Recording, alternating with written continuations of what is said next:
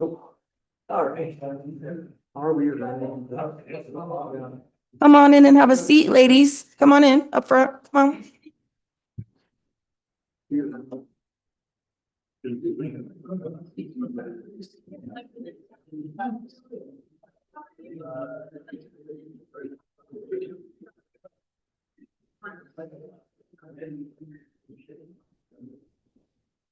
What are these for then?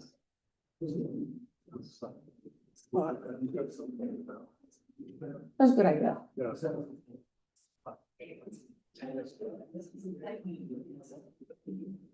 If I told you I only watch women sports, would you believe me? Maybe. I only watch women's sports except for I watch football games. Yeah.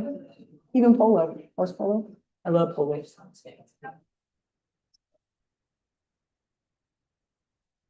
I like most middle sport. That's what I watch. I was going to turn around option.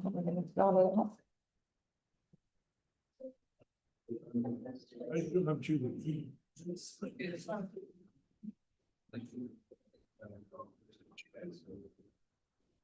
I'm ready.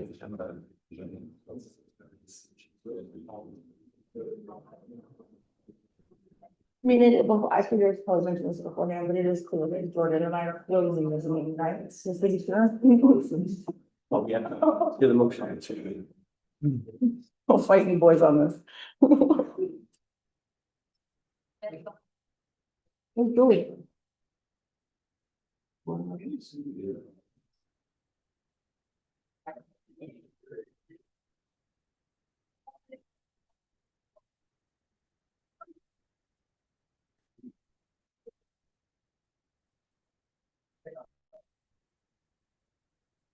She is. Got 1 minute.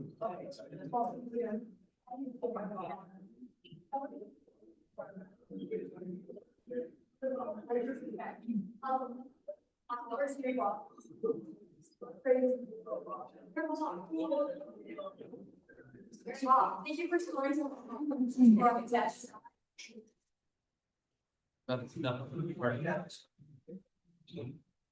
Okay, ladies and gentlemen, it is 6 o'clock, so I will call this meeting to order for the Syracuse meeting here in December. Tonight, we will begin with an invocation or thought. Jordan, would you provide that? And then Jennifer, would you lead us in the Pledge of Allegiance? Absolutely. Get that far. Our Father in heaven, we are truly grateful to be gathered together today. We're for this holiday season when we have the opportunity to be a little kinder to each other. Please bless us as we go about our days, that we can care for those in need and be mindful of others. We are truly grateful for the opportunities we've been given and for this great city. Please bless us as we consider these items in the agenda, that we can be wise in our approach and make those decisions that will be able to help all of us, the Syracuse citizens, to succeed and progress. We are grateful again for this great city and for all the people therein, and please bless them, that they can have an increased measure of thy spirit. And this we pray in Jesus' name, amen. Amen. Please stand. I pledge allegiance to the flag Of the United States of America, and to the republic for which it stands, one nation, under God, indivisible, with liberty and justice for all. Can I get somebody to make a motion to adopt the agenda? So moved. All in favor? Aye. Aye. Any opposed? Okay. Tonight, we are going to begin with the first item on our agenda is very exciting. We have with us the Syracuse High School Titan Ladies 6A State Champion Soccer Team. Thank you for coming.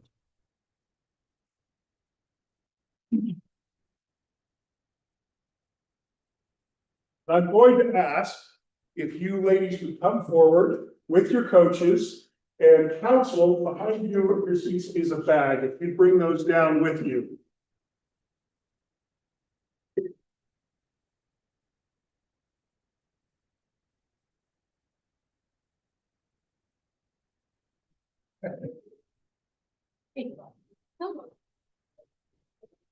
Jordan, the next me and Hannah was down here and said, Okay, so I'm just going to use the mic for the purposes of the record, but as these ladies come down, anytime our kids in our city do something really wonderful, it brings notoriety to the city as well. And so we want to reward that and let them know how much we appreciate them.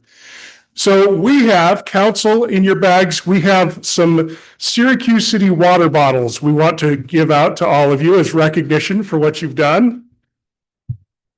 We want you athletes to stay hydrated and do your best. So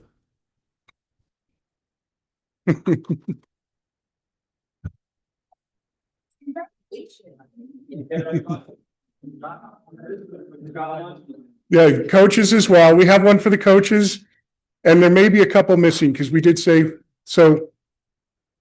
Okay, we'll take care of those. Anyway, ladies, thank you so much for bringing the good name of Syracuse forward, doing an awesome thing, and we would just like to give you a round of applause.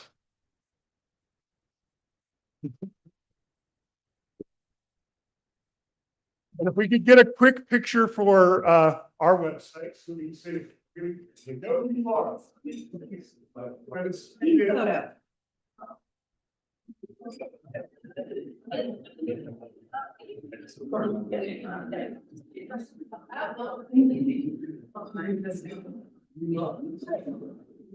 Can't really move it.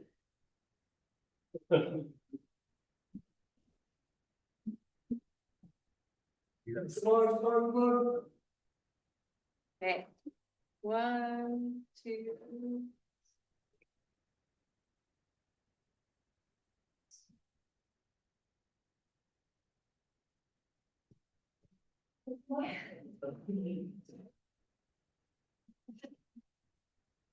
Thank you again, girls.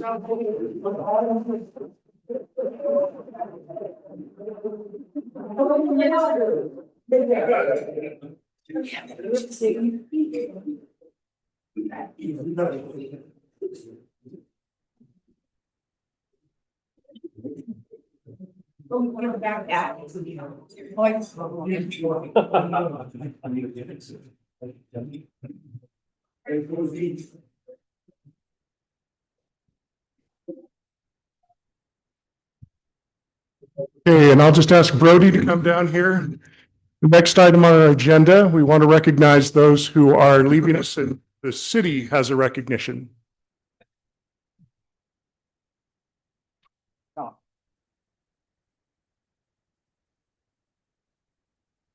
All right.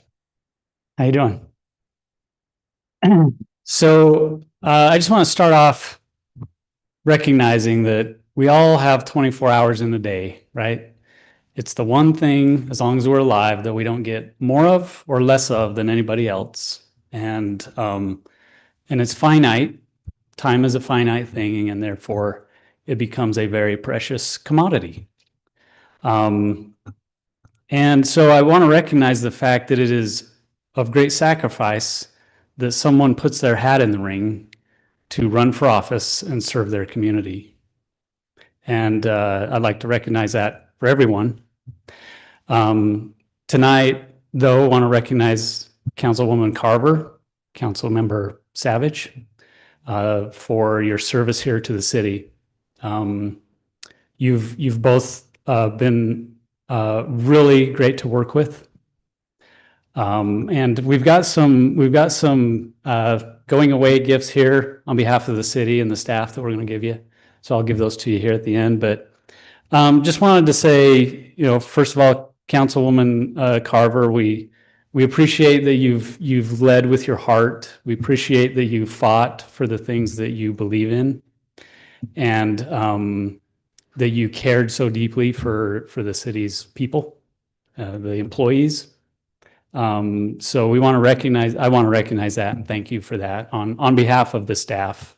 I want to speak on their behalf here because I know they feel the same way. Councilmember Savage, in the time that I've seen you come to the council and be on the council, I think, and both of you have accomplished many things in your time here. It's really a lot. But one of the things I wanted to highlight is what I've noticed during your time is a very significant civility that has permeated the council from when you first started. And there were times during those years that you were here where you were kind of the glue that kept the council together from splintering apart. The benefit to the community on having a council that has worked things out, even though you vehemently disagree on some things and you debate and there's spirited debate, you've been able to do it in a way that it doesn't devolve into personal attacks and to grudges. And that has been such a value to this council and to the city and to the staff. So I wanted to thank you for going about your work that way. But I'd like to present you this. There's a decorative clock in here. We've got a nice little water bottle here and a cozy blanket to hopefully keep you warm in the winters to come, even though you're not on the council anymore. So thank you. Right.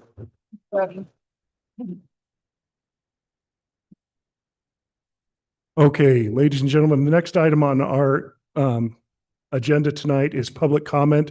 This is a chance for you to bring forward any comments about something that may be on the agenda that you'd like to speak on that's not a public hearing, or something you'd like on a future agenda. Is there anyone here that would like to speak?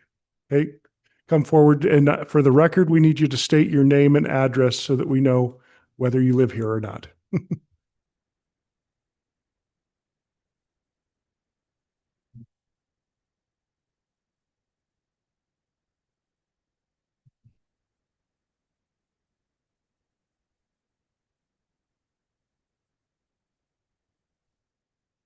Mayor and council members, thank you for the time to be able to come and express some concerns that we have.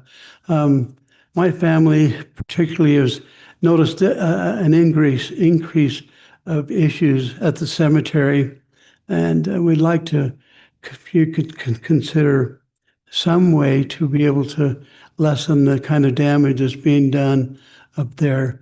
My parents' headstone has two planters like this one on each side. And recently this one was broke off and left there on the ground.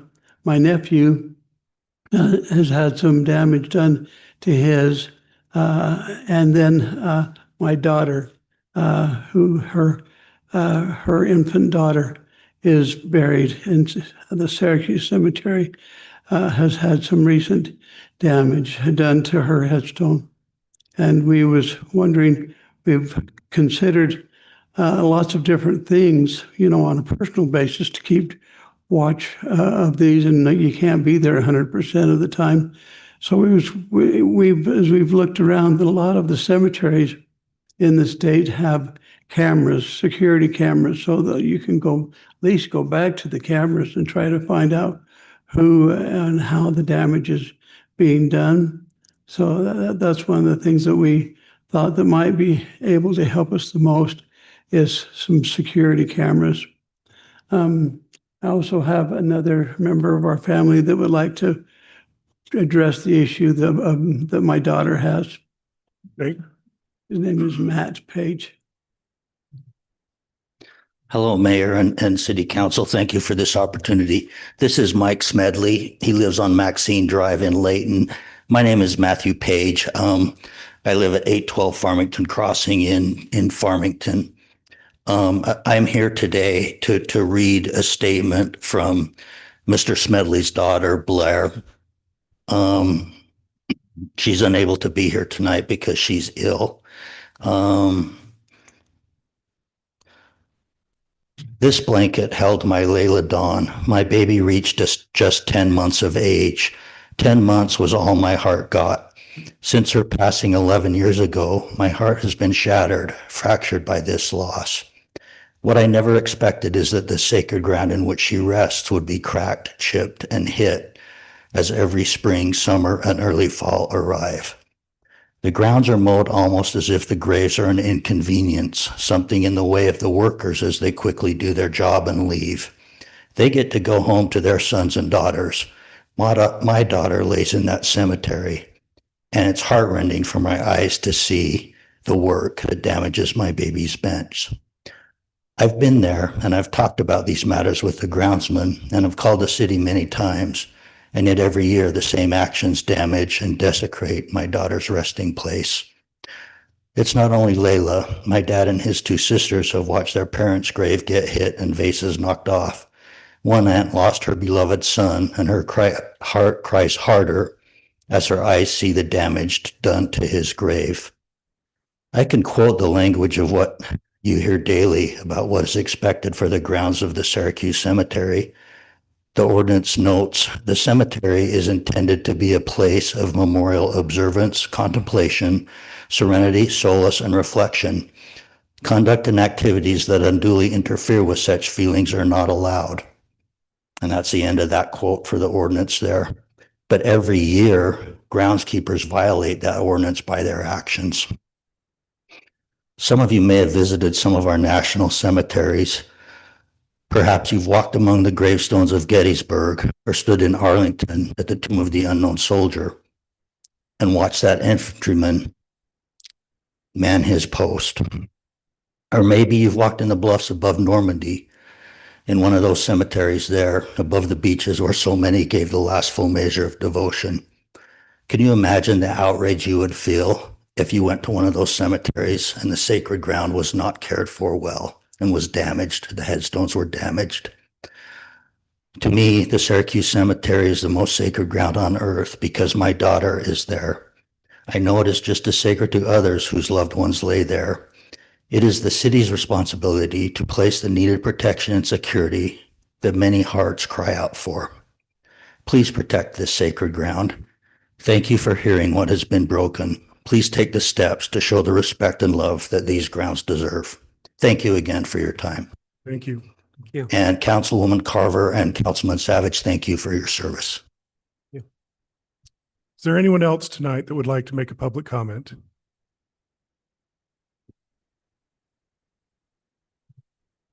Good evening, Mayor. Good evening, council members. My name is John Atkin, resident currently of West Point, former Syracuse a few times, some years ago. Here with you tonight because I am running for Davis County Sheriff, and I felt it applicable to go through all the councils and speak with the city council members and mayors within Davis County. Davis County, it has been my absolute favorite place to live. I've lived abroad. I've lived in many different states. This is the one we have chose to raise my kids. My points with this campaign is my interests are in protecting our kids, being relentless on crime, upholding, supporting, and defending the Constitution of the United States and the Constitution of the state of Utah. Focus in being prepared for cybercrime and artificial intelligence, which is going to be one of our next challenges within law enforcement. I'm also find it a big requirement to be able to work well with other elected officials. I've been going through a meeting with state representatives, House representatives within Davis County, and state senators, because I know that law enforcement doesn't have all the answers. I know that we can work better when we work together, and I am interested in the complaints and concerns and issues that all the cities are facing, as well as the sheriff's office, and how we can be less of a burden on the cities. My background, I've had the absolute honor and privilege to serve at the city, county, state, and federal level. The city, I work part-time as a firefighter paramedic out of North Davis Fire. Full-time, I work at the sheriff's office where I'm an internal affairs investigator. And then on the state and federal, I am in the Utah Air National Guard as an intelligence officer. I've spent 14 years so far in the military on the enlisted side, deployed to the Middle East, deployed to Eastern Europe. I've worked with many different people, many different faiths, many different backgrounds and beliefs. But the common theme is always the goal and what the mission is. I believe I can work with anybody to be able to accomplish the goal and serve the citizens of Davis County and such of Syracuse to the utmost ability. I am always open to dialogue. Please, if you have any questions, concerns, I want to hear them. I believe I have answers. I believe too often we just say no, and too often we say it's too complicated, but I think there are always answers. I do have a website again, John Atkin. I'll leave a couple cards on this podium. Love to talk to anybody, any one of you would be fantastic, but also any members of Syracuse City itself, because I know that if I do make it in and I am elected as sheriff, I represent everybody within this county. Again, thank you for your time and have a good evening. Is there anyone else? Okay, seeing none, I will close public comment and move on to mayor and council reports and announcements. Do you have any? No, but I would like to say to Jordan and Jen that during the time you've been on the council, there's been things that you've promoted or projects that you've been behind that I wasn't quite sure how it would turn out, and it turned out remarkably well. You've taught me the importance of listening a little bit closer and thinking a little bit broader, and I want to thank both of you. You'll be missed. Julie? Likewise. To Jordan and Jen, appreciate you guys, everything that you've taught me. Don't go too far. Don't move away, Jen. Why was that like spat right at me? I read your Facebook. I don't have anything tonight, Okay. Mayor. Paul? I don't have any announcements, but I want to echo the sentiment to Jordan and Jen. Thank you for your service to the city. It's easy to complain. It's easy to talk the talk, but very few walk the walk, put in the effort to run for city council, put in years of service, take time away from their personal lives and family. And so I thank you for both of you for your service. And while we many times disagreed and maybe, had lively debates, I'm still grateful for those things that you've accomplished and your efforts that you put forth on the city council. So thank you. Jordan? Thanks. I would like to mention, I think we agreed far more often than we disagreed. I Yes. think he was talking to me. Thanks for the say. But no, it's been a real pleasure. I don't have anything new since our last meeting for the Waste Management District. I think we've made amazing strides there. Thank you all for working on that. There's a lot of stuff still going on, a lot of balls in the air, and I trust you guys to do an amazing job to keep all those up in the air. Good luck. Thank you. Jennifer? It has been an honor and a pleasure. And to our city employees, thank you for all the lessons. I learned a lot. But I would like to give you guys last numbers for the museum. In 2023, there was only 868 visitors to the Syracuse City Museum. In 2024, there was 3,853. And as of today, for 2025, there has been 8,103. But while we were there, a gentleman from Batesville, Arkansas stopped in. So it's now 8,104. So congratulations to them. They have brought that up a ton. That's all I got. Okay. Next item on our agenda is approval of minutes. We have minutes for November 18th and both the work and business session. Are there any adjustments anybody'd like to make? If not, I'll take a motion. Motion to approve the November 18, 2025 minutes for both sessions. Second. Motion made and seconded. All in favor? Aye. Any opposed? Motion passes unanimous. We have two items on our consent agenda tonight.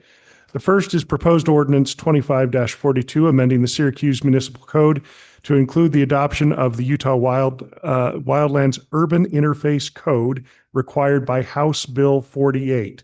And then proposed that Resolution R 25-44, appointing members to the Syracuse City Architectural Review Committee as outlined in the packet.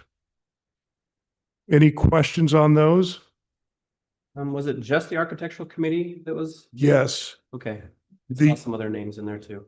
The architectural, yeah, that was on another issue that was in the next item for business. The Architectural Review Committee, I went to their last meeting and only one member was there. So we have to boost this up, and we had a couple of appointees that lapsed this summer and got missed. So we're appointing those, and then we had a couple of move out. So we're replacing those as well. Okay. Yep. I see it now. Perfect. All right. Can I get a motion? I move that we accept the items on the consent agenda as outlined. Second. Moved and seconded. All in favor?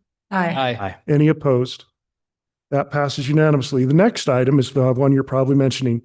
Action items, we can take these in a lot, but this is pertaining to the city's participation in the statewide America 250 celebration.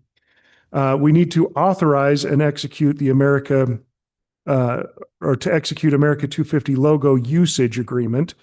And we need to propose that we create and support the America 250 Utah and recognize and approving of the Syracuse Utah 250 Community Committee.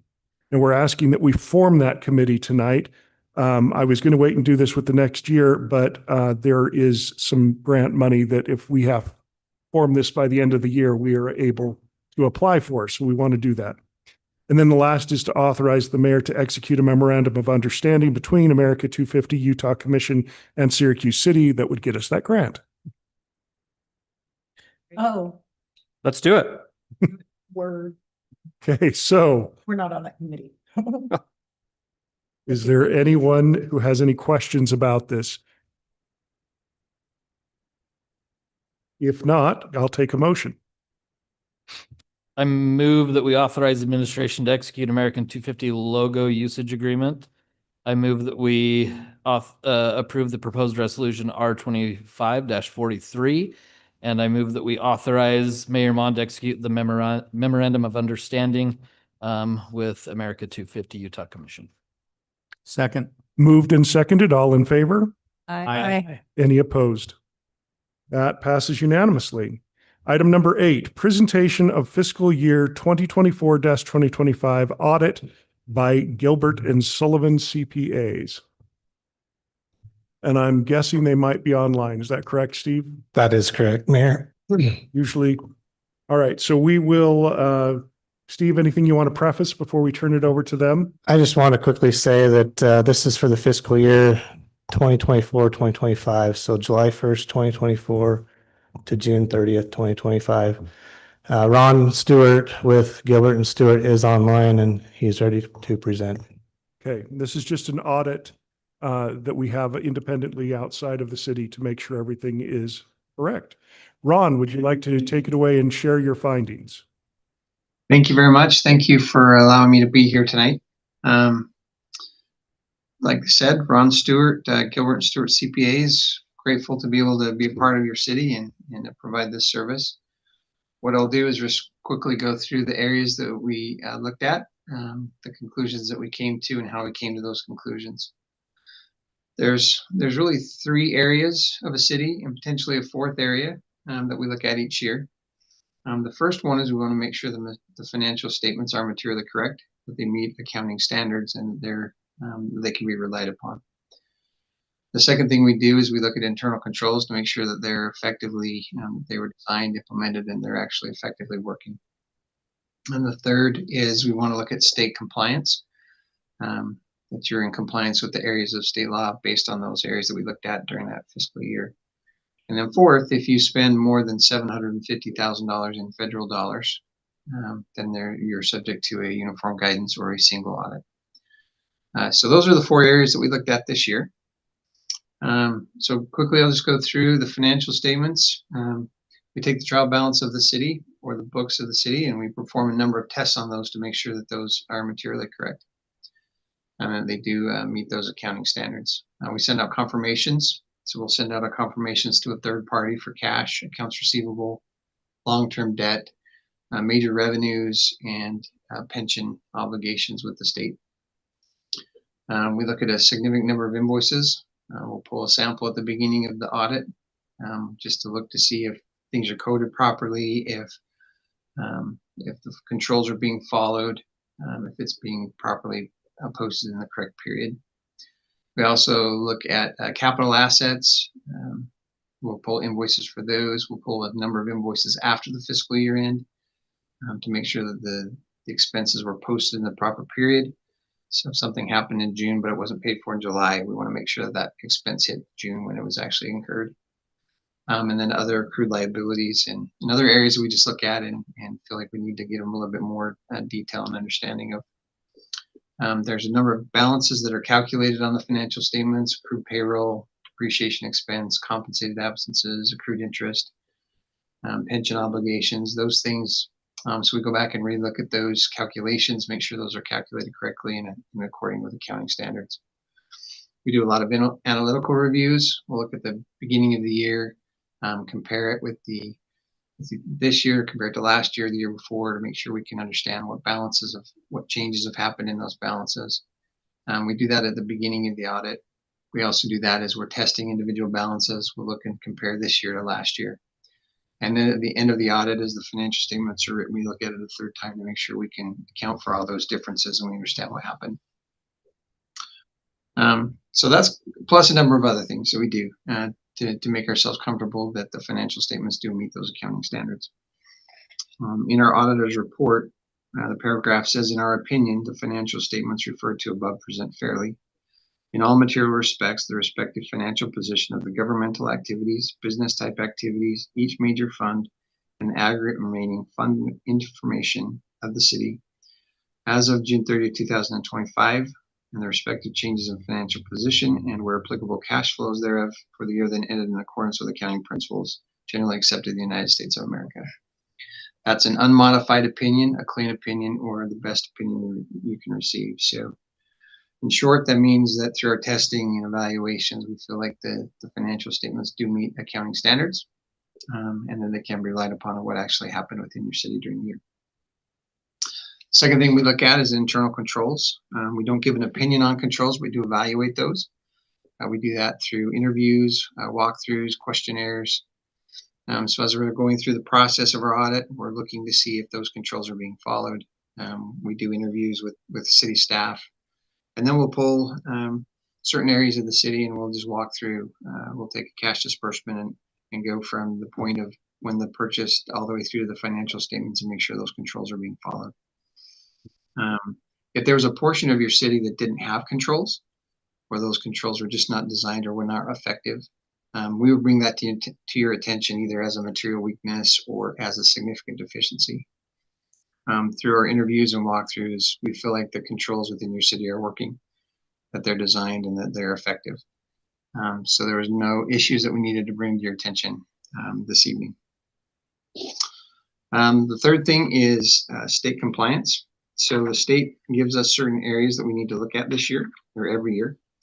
It kind of rotates between different areas within the city. So this year we looked at budgetary compliance, fund balance, justice court, fraud risk assessment, restricted taxes, government fees, impact fees, enterprise fund transfers, crime insurance, and tax levy.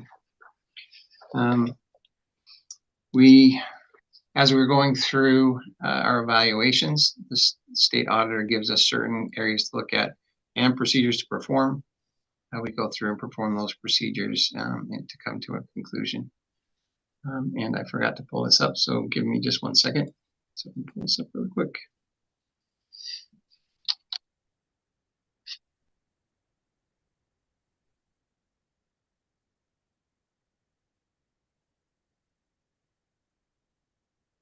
Dave, you'll have to help me. I think there was one finding with being over budget in one of the funds.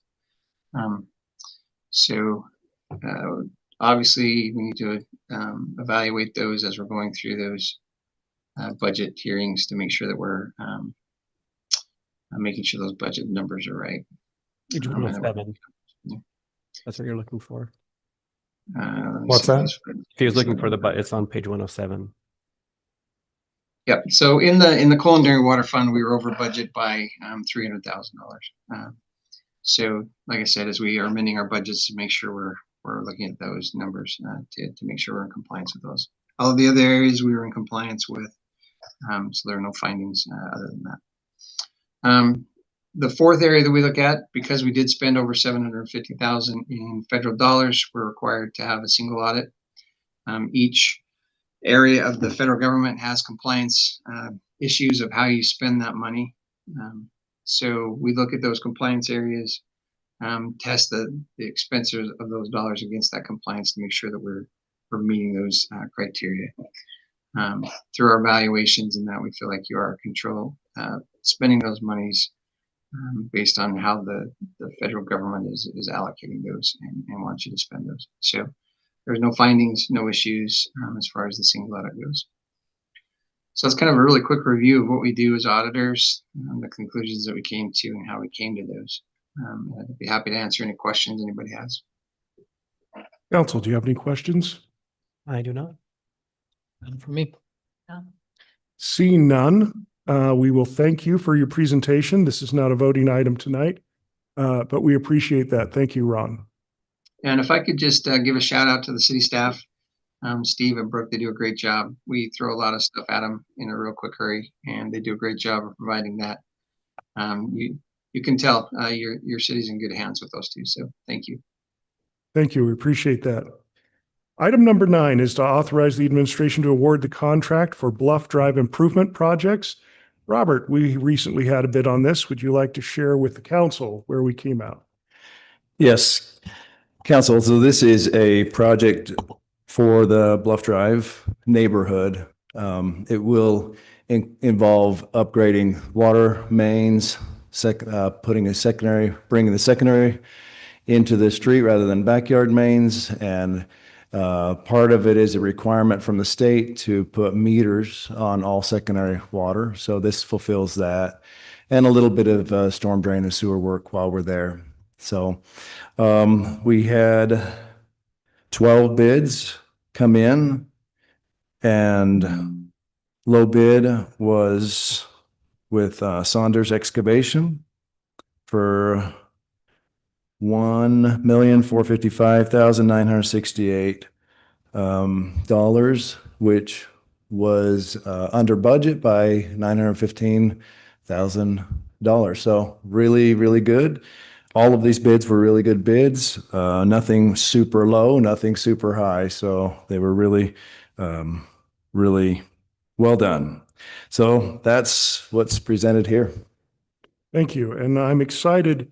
I remember years and years ago when we were lucky to get 2 or 3 bids for stuff like this. And the fact that we're getting 12 bids means we're doing some things right. So thank you for that. Council, any questions on this? If not, I'll take a motion.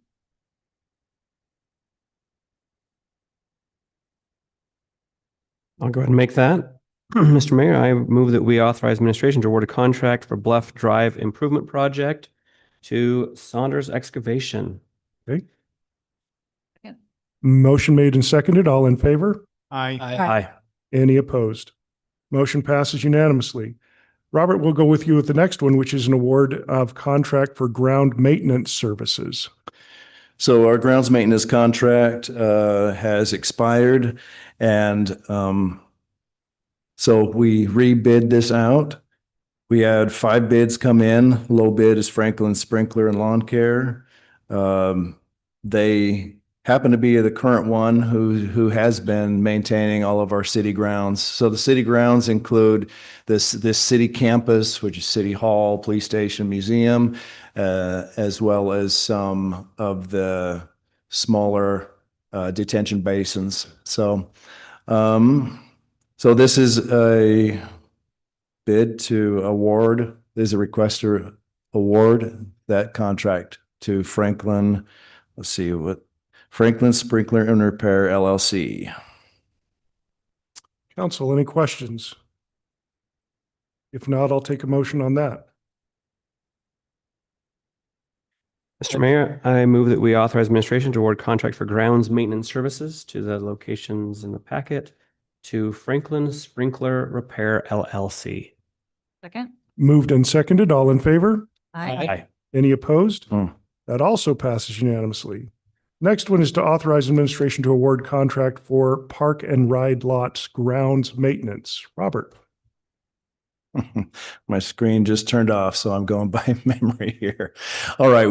This one, we also bid out for the park and ride lots. There's both lots, the Antelope one and the one on 2000 West. So these are new pieces of property the city has acquired from UDOT and will require some maintenance. Thank you.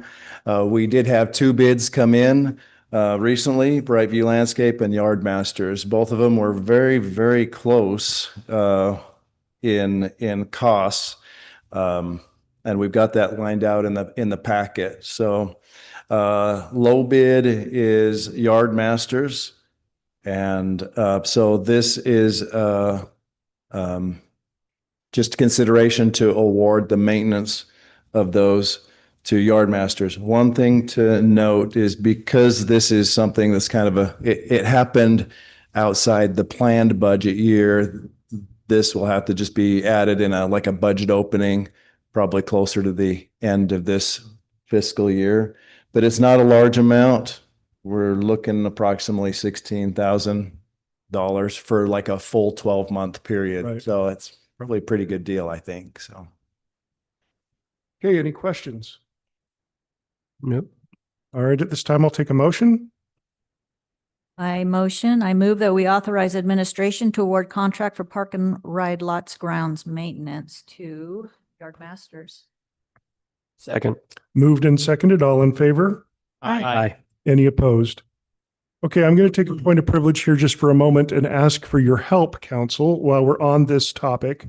It has become kind of a new thing in cities that UDOT has decided they don't want park and rides, and they are turning these over to cities, which we've discussed before, and that's a wonderful thing. But Robert brought to my attention that because of the way that UDOT owned these in the past, Class C road funds are not allowed to be used to maintain things like resurfacing or repairs on this road surface. So I've already reached out to several legislators and asked that they amend the law at the state level to allow Class C road funds to be used on these parking lots as well. I'm asking for your support that you would, if you see or meet or greet anyone in the legislature, that you mention that this would be a big help. Okay, so I've mentioned it a few times. Just if you'll help me with that, we might be able to get that changed. And that there's just no way to fund these otherwise. So we appreciate Are it. you turning us into lobbyists? Yes, yes, you have a new job after today. Dang. Okay. Unless you vehemently are opposed to that idea, but we do need to figure out how to support these new services. All right. Item number 12 is proposed resolution 25-43 general map amendment for property located approximately 741 west, 3700 south from commercial to low density. Noah, tell us what we don't know about this already. Okay, item number 12 and number 13 are kind of connected.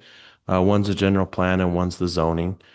All the information should be in the packet, but as a quick overview, the reason for the request is so that there's actually because there's two houses on one lot, and so they're trying to subdivide it so each house can be on its own lot to sell separately. That's the main gist. In the current zoning, the lots that they want to create around each house were too small for the current zoning, so they got to change all that. Okay. Council, we did discuss this in a work session. Are there any questions? Now, we require that it has to match the general plan, right? Because I would rather do the 13 before we do 12? No, I actually want the general plan to stay as commercial. And I'm okay moving these to residential to the R2 so they can split the lot. But I actually think commercial is still the highest and best used for this area.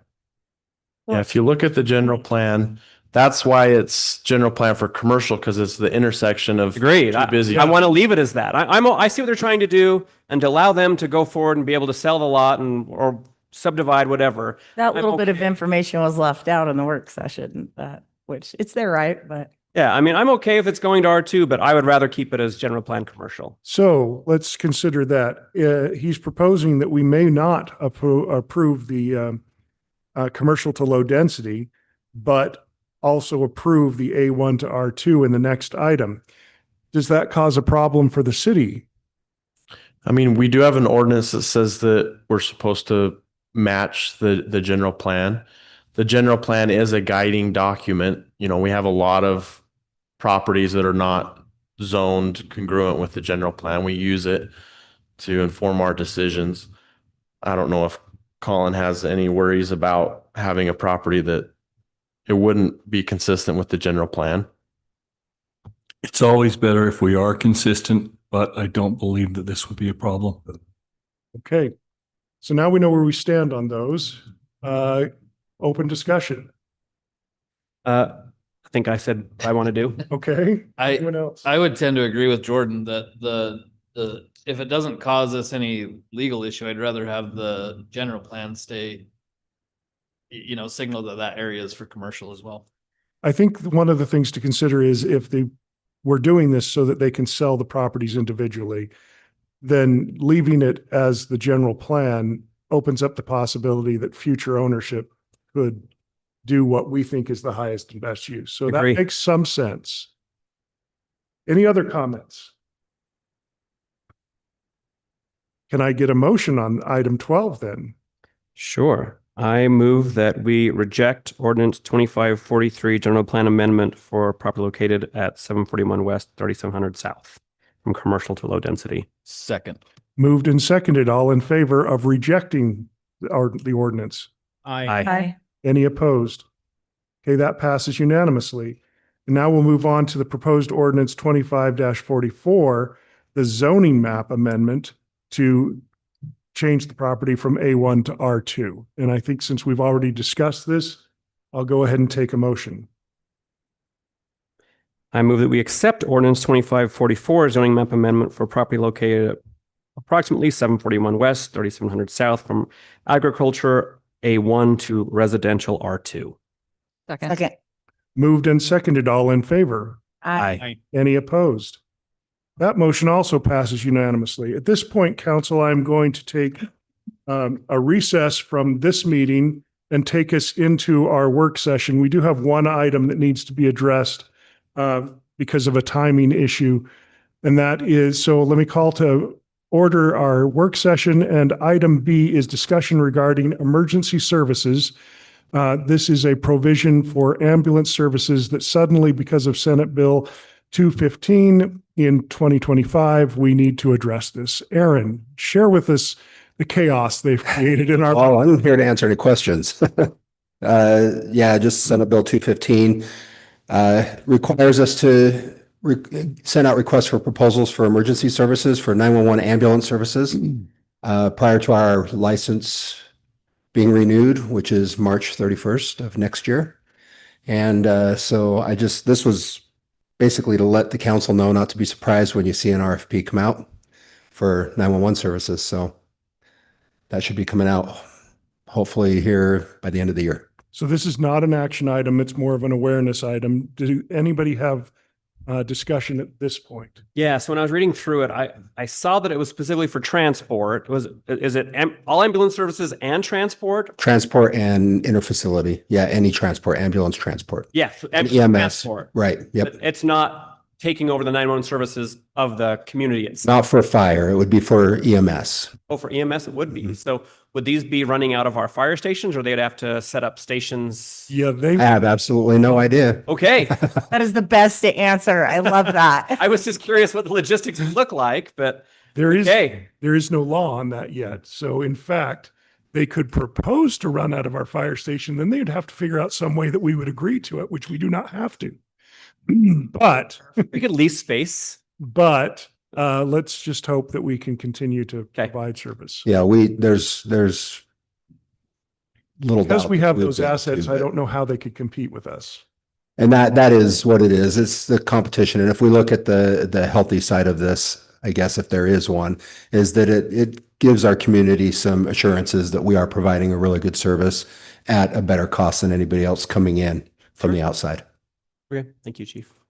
Any other questions or things to bring up? It is kind of a nebulous bill, just so you know. It's not very clear. All right, so I will now close our work session. Thank you, Aaron. And let's go back to item number 14, our last moment for public comment this year. Is there anyone who would like to make public comment before we close out the year? Seeing none, I will close public comment and look for a motion to adjourn. Jordan. So moved. Second. Moved and seconded. All in favor? Aye. Aye. Any opposed? We are adjourned and will not meet again till January. Saving emergencies.